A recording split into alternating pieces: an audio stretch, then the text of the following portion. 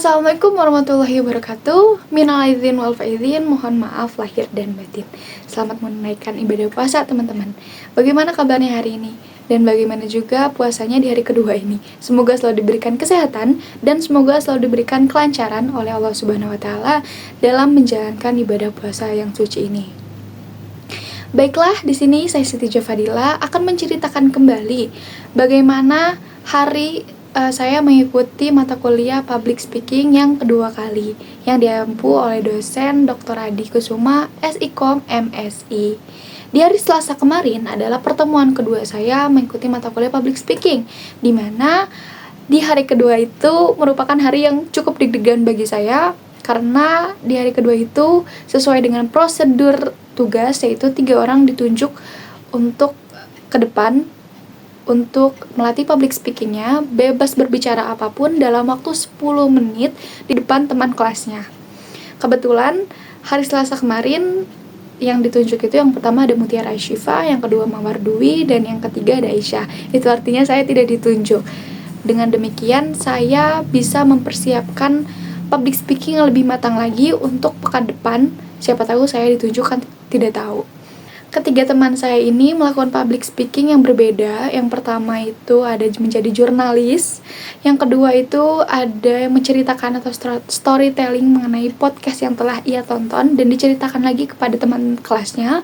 Lalu yang ketiga itu menjadi host mukbang atau host makan, seperti itu.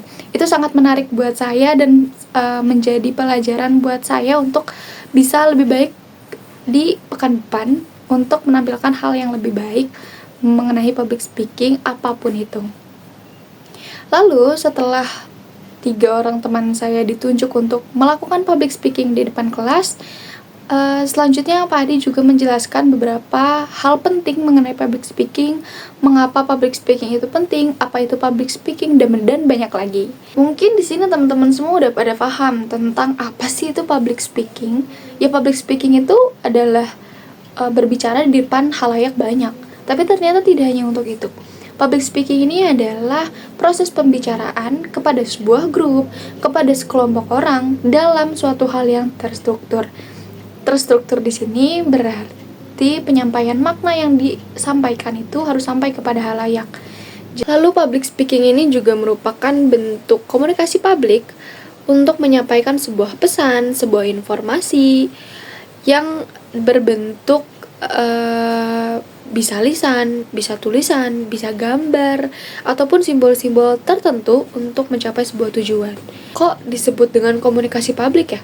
Karena komunikasi ini harus disampaikan kepada halayak banyak, baik itu dari media sosial ataupun secara langsung, baik itu dari radio, televisi, ataupun segala macam. Itu yang namanya komunikasi publik yang memang harus disampaikan kepada halayak. Kenapa ya di zaman sekarang public speaking itu penting?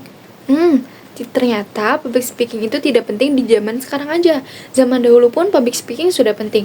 Apalagi di zaman sekarang, di zaman yang memang sudah modern, era globalisasi makin kencang, makin maju. Makanya kenapa public speaking itu semakin penting di zaman sekarang. Karena banyak sekali orang sukses berawal dari good speaker.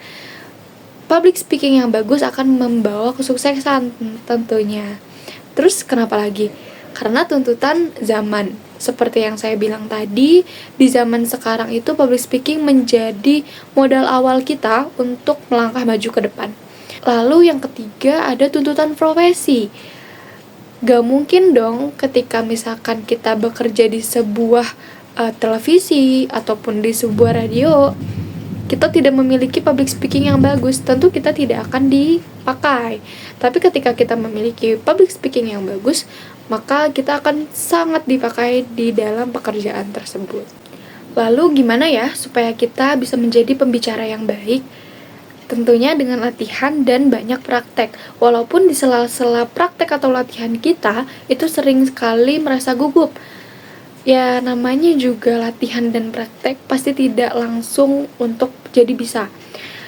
Kita bisa mengurangi rasa gugup itu dengan cara sering berlatih, berdoa juga supaya dilancarkan.